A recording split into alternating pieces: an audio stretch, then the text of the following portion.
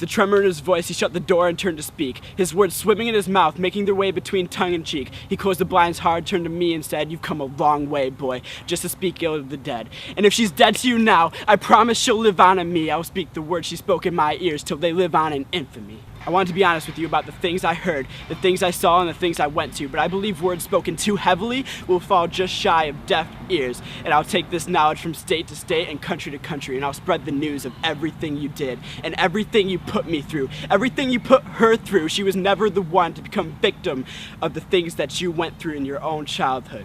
She is the living life of everything that I breathed wholly in my own.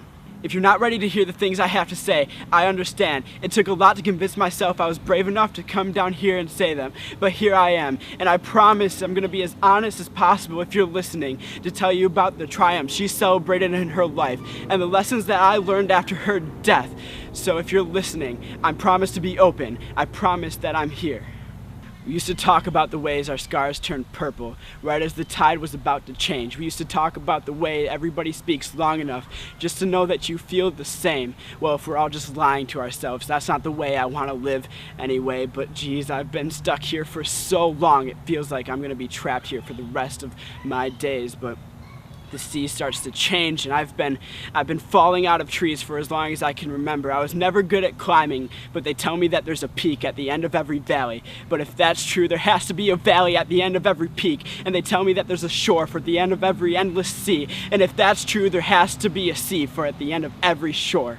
And when I get to the top of these peaks, will I sing of your grace, or will I start shouting of the sorrows that I endured on the way?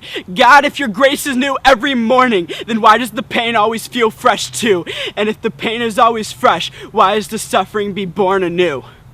We all speak of glasses, whether they're half full or half empty, but nobody ever speaks of the contents. We all speak of battle scars and wounds, but nobody ever talks about the blood that was lost on the way to receive them.